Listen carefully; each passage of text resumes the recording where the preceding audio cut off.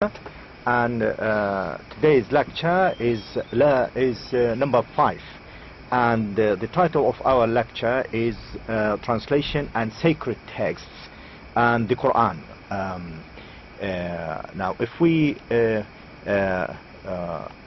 look as usual, by the end of this lecture you should be familiar with certain problems of sacred text translation, and you should be able to translate simple examples of sacred texts, not necessarily the Quran. No, I'm not talking about by the end of this lecture you would be able to translate the Quran. No, I'm not saying this, but I'm saying that you should be able to translate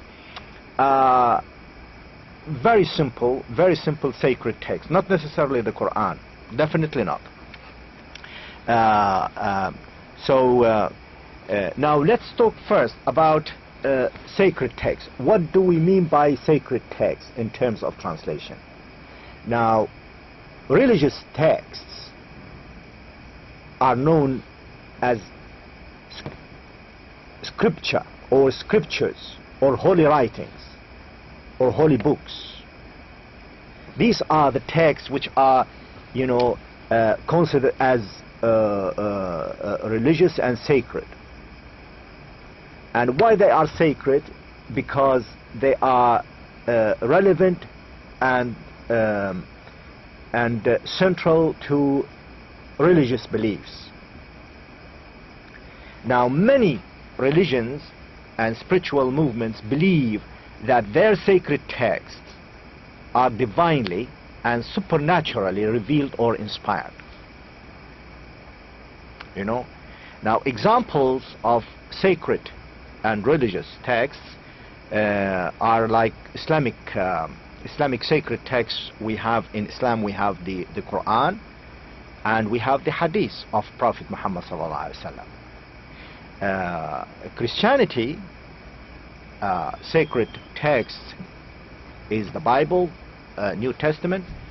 For the Judaism, sacred text is the Old Testament. As for other non-heavenly sacred texts, like Buddhism and Hinduism sacred texts, they have their own sacred texts. And what's special about these sacred texts is they tend to have some religious and canonical attachment to them. In other words, they are distinguished from any other type of text. Why? Because people look high at them. They have their own prestige in the minds of people. That's why they are considered as sacred and dear to people. So it is very important to understand that there is a distinction between religious or sacred texts and non-religious or non-sacred texts. But what concerns us here, what concerns us in this lecture, is the Quran as central text. So we will take the Quran as an example of our sacred text.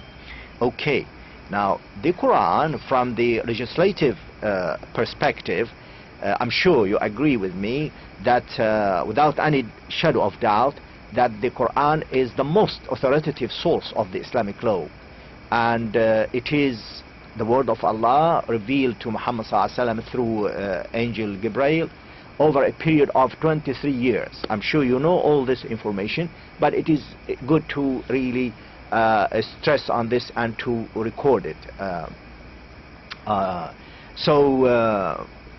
And why I'm saying this? I'm saying this because it's very important for the translator to be aware of the fact that until now, no corruption of whatsoever kind has ever occurred to it, neither for its content nor for its form, and it has been guarded by Allah subhanahu wa ta'ala himself, who sent it down to all mankind and who has undertaken it to keep it as pure and when it was revealed. Allah subhanahu wa ta'ala said, Inna nahnu nazzalna dhikra wa inna lahu lahafizun. Now we have without doubt sent down the message, and we will assuredly guard it from corruption. Now, having said that, we are trying to pass this important message to any person who thinks of translating the Quran or the meanings of the Quran or the interpretations of the Quran into English, that he should know that the Quran is considered not only the absolute authority in Islam, but it is also viewed as the most sacred, most valuable, and most dear to Muslims. So this is very important. This is from the legislative perspective. Now, if we move to the other point, from a linguistic and stylistic perspective, the Quran, I mean, one of the prodigies of the Quran is its matchless discourse and rhetorical style.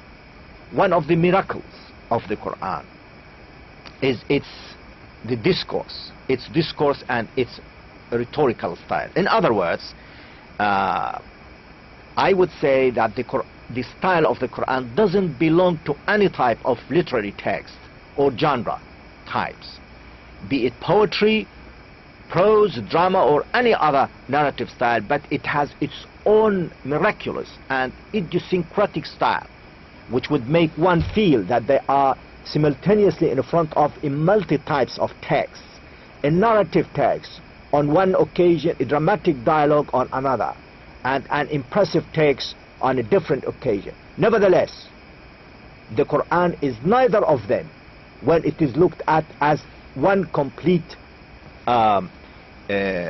distinctive style that has its own eloquence, diction, intensity, and variety of expressions.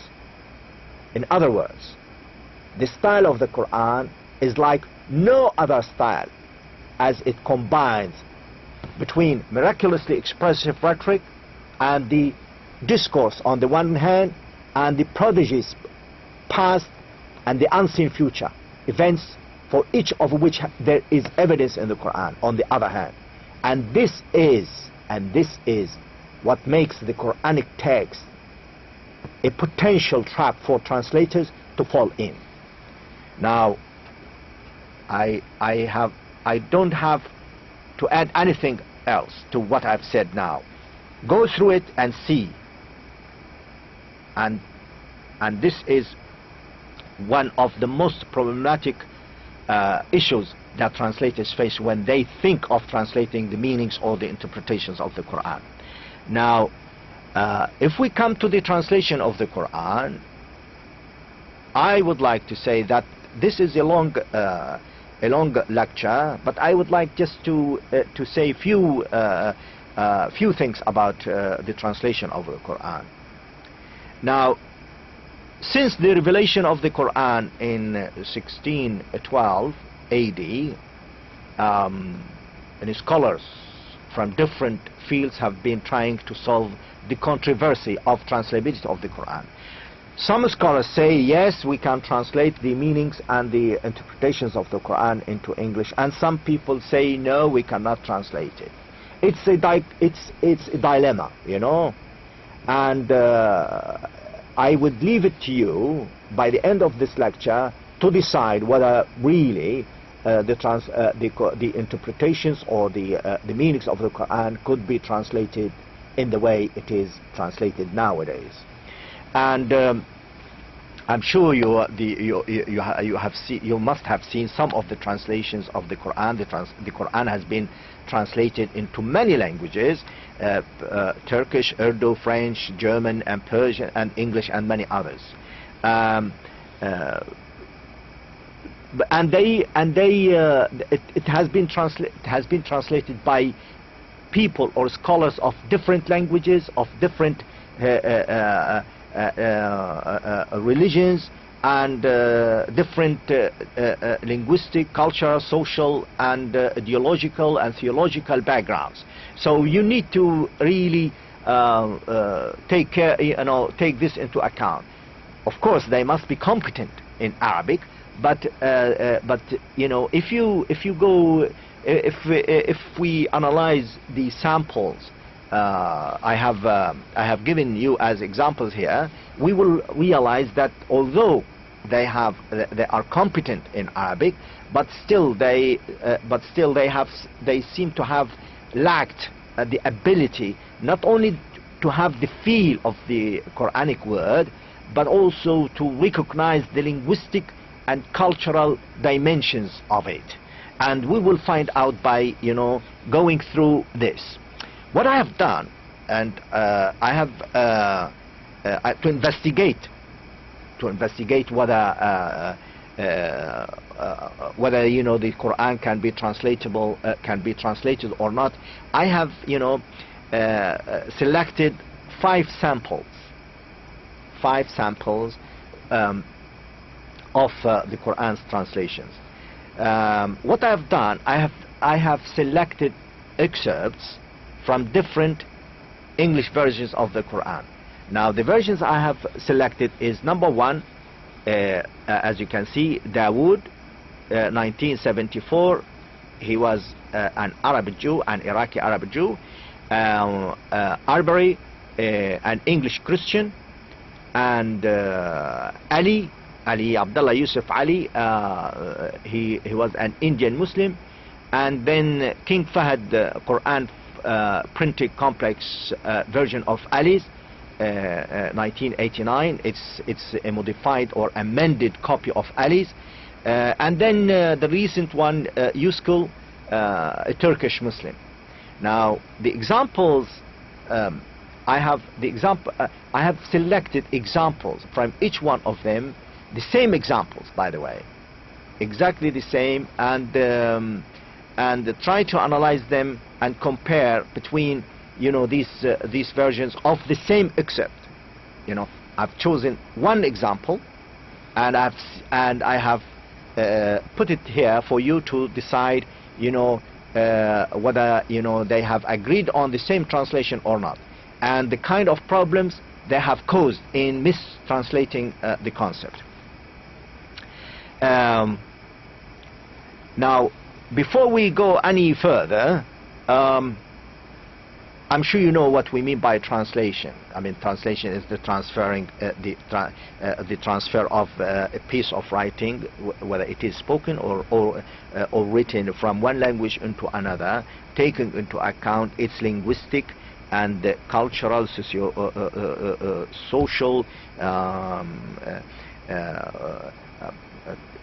what we say, spiritual, religious connotations. I mean, it's the package you need to bear in mind when you are translating from Arabic into English or from English into Arabic, and you need to give more.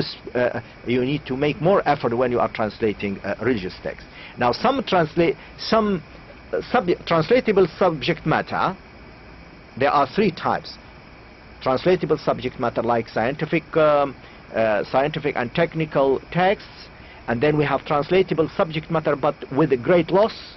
This involves the translation of prose, poetry, and some documents, and but the most untranslatable subject matter, this involves textual material which through the process of translation loses over 90% of its originality, and the English version of the Quran is taken as an example of this type. So the Quran's translation comes under the category of untranslatable subject matter. Why? Because about 90% loss takes place when you are translating it from Arabic into English, whether you are translating the interpretation or the meanings. Now, the translatability of the Quran from a linguistic point of view. Now, if you look at this example, let's look at this example: A, B, C, D, E, and A. The following excerpt has been chosen as an example for discussion. الزانية والزاني فاجلدوا كل واحد أعوذ بالله من الشيطان الرجيم بسم الله الرحمن الرحيم. الزانية والزاني فاجلدوا كل واحد منهما 100 جلدة ولا تأخذكم بهما رأفة. Surah An-Nur. Now look at Dawood, how he translated it: the adulterer and the adulteress. Then shall each be given 100 lashes. Arbery, the fornicatress and fornicator, scourge each one of them 100 stripes. The women and the man guilty of adultery or fornication, flog each of them with 100 stripes. Ali. The women and the man guilty of fornication, flog each of them 100 stripes. King Fahd Complex, Ali's revised edition.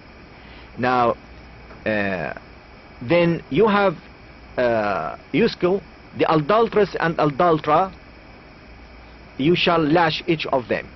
Now looking at this example, number one, Dawood, Dawood for instance, put the word azaniya, azani qabla azaniya, and changing the word order really violates violates the message of the in the Quran. The Quran says azaniyatu wazani. It should be really kept as azaniyatu wazani, because it changes the meaning of. It is the only place, by the way, in the Quran that the female is mentioned before the male. It is to add that it is the woman who is responsible when an illegal sexual intercourse takes place, whether before or after marriage. If the sexual intercourse took place without the prior consent of the women, then the whole act would not be called an adultery or fornication, but rather rape. So in this case, Dawood has violated the word order in Arabic and consequently affected the meaning of the ayah, subhanahu wa ta'ala. So you need to be aware of this linguistic aspect of the Quran. Again, the word, some people they used lash, some of them used scourge, and some of them used flog. Now look at the lash. Lash has weak connotation. Scourge, strong connotation. Flog, mild connotation. The meaning in the Quran really combines the semantic connotation of the Arabic verb. May have a combination of the three of them. Fajlidu. It has the meaning of all of them. So in this case, it's not easy really to translate the Quran or the meaning of the Quran, from the linguistic perspective, as some people would think. So you can see that 5 translations have different translations, and this difference unfortunately has affected the meaning and the interpretation of the Quran. Therefore, I don't think it is translatable in any means, by any means. So this is one of the mistakes they make. Now we look at the translation of the Quran from the cultural point of view. Again, we say, وَلَا تَقْرَبُوا الزِّنَا إِنَّهُ كَانَ فَاحِشَةً وَسَاءَ سَبِيلًا. Now Dawood, you shall not commit adultery. Arbery, and approach not fornication. Ali, nor come near to adultery. Ali's revised, nor come near to adultery. Yuskil, do not go near adultery. Now you can tell that the word adultery is used 1, 2, 3, 4, except Arbery, he used fornication. Now if you, in English for instance, the 5 versions clearly violate the Islamic concept of adultery. Their translation of the concept of az-zina in English is not correct. Now why? Because Dawood's and Yuskil and Ali's versions would mean to an English reader that it is prohibited to practice illegal sex only after marriage, whereas Arbery's version would mean that it is prohibited to practice illegal sex only before marriage. According to Western culture, it is socially and culturally acceptable to practice sex before marriage only, not after marriage. It seems that their English version have given a much distorted picture of the Islamic principle, which considers any illegal sexual intercourse, whether before or after marriage, is strictly prohibited in Islam.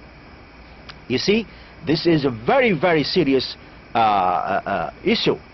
Now, all the translations seems to have misunderstood the concept of zina in Islam. So you need to be aware of these concepts, and the cultural dimensions of these concepts in Arabic and in our religion need to be really tackled very carefully, so that you do not distort the meanings and the message of Islam. So this is a very serious problem. We can see in the translation of these 5 versions, as you can see. If we look at the translation of the Quran from a psychological point of view, now when you are translating أعوذ بالله من الشيطان الرجيم بسم الله الرحمن الرحيم فإذا جاءت الصاخة يوم يفر المرء من أخيه وأمه وأبيه وصاحبته وبنيه. Now لكل امرئ منهم يومئذ شأن يغنيه. Surah Abas. صدق الله العظيم. Now look at these translations and see how they have translated it in a very, very different way, in very different ways. And I mean, Dawood, he says his wife and his children. Now Arbri, he said وصاحبته وبنيه, his consort and his sons. Ali said his wife and his children. And Ali's revised his wife and children. And look, Yuxel translated his mate and the children. Now, I would agree only with his wife and his children. Now his consort, his mate could be anything. His mate, it's not acceptable at all. It's wrong to say his mate and the children, because mate could be a man and it could be a woman. You know, so unfortunately, even Yuskal has made a very serious mistake in his translation of وَصَاحِبَتِهِ وَبَنِيهِ. You know, in addition to that, I mean, if you read the English translation, you don't have this psychological effect on you, and this impact on you when you read فَإِذَا جَاءَتُ الصَّاخَّةُ. You can feel it, you know. So this is one of the problems translators encounter when they are translating the meanings, not the word. You cannot, it's untranslatable, the word of the Quran, but I'm talking about the meanings and the interpretations. I mean, he misunderstood the meaning of وَصَاحِبَتِهِ وَبَنِيهِ, you know. So I have already commented on this. This can be seen through the wrongly chosen word for وَصَاحِبَتِهِ وَبَنِيهِ. Think about it and see, you know, the seriousness of translating a sacred text like the Quran, like that of the Quran. Now, if you look at the Quran from the rhythmic point of view, can you achieve the rhythmicness or the rhymingness that the Arabic word carries with it? When you read Arabic, أعوذ بالله من الشيطان الرجيم بسم الله الرحمن الرحيم سأصليه سقر وما أدراك ما سقر لا تبقي ولا تذر لواحة للبشر عليها 19 سورة المدثر. Now the way I am not claiming that I am reading it really wonderfully, but anybody who would read the Quran, you know, I mean, he feels the rhythmicness, the rhymingness of the Quran, of the word of the Quran. Now, all of them seems to have failed in, you know, giving such impact and such feel of the Quranic word. So, from our discussion, I mean, I'm sure you agree with me that without any doubt, we can conclude that the Quran is definitely untranslatable due to the linguistic sophistication of the Arabic language, cultural, psychological, spiritually, and the melodic associations of the Quranic word. Above all, it is the word of Allah revealed to Muhammad sallallahu alaihi wasallam. This leads us to say that since it is unique in its style, it must have been produced by one who challenges not only translators but also Arab scholars to produce a verse or chapter of its quality.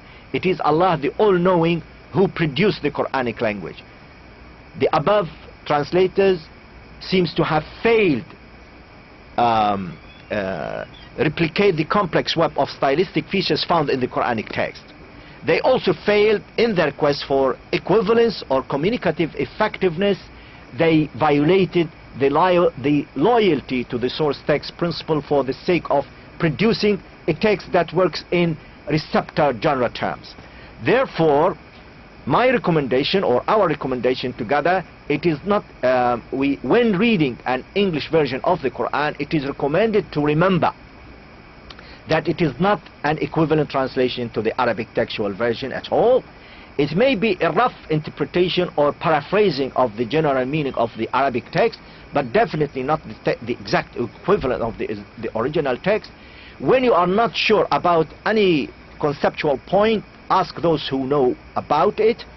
Any translation of the Quran should presuppose its importance for the community of faith, for those who hold the canonical treatment of the text as authoritative for faith and practice. The version authorized by King Fahd, Quranic printing complex Ali translation dated 14110, seems to be the most appropriate amongst the above 5 translations of the meanings and interpretation of the Quran. Now, I'm not asking you to translate any of the meanings of the Quran into English, but I thought I would give you a little exercise so that what you have learned from this lecture you can apply to Hadith Rasulullah sallam. Translate the following hadith into English. Use your creative ability in your translation. And again, the same. Translate the following hadith into English. Use your creative translation in your creative ability in your translation. عن أنس عن النبي صلى الله عليه وسلم قال لا يؤمن أحدكم حتى يحب لأخيه ما يحب لنفسه. Now, this is very a brief discussion about the seriousness of translating a sacred text, let alone the meanings or the interpretation of the Quran. I hope you have learned something today from this lecture, and I wish you all the best. Thank you very much indeed. Thank you.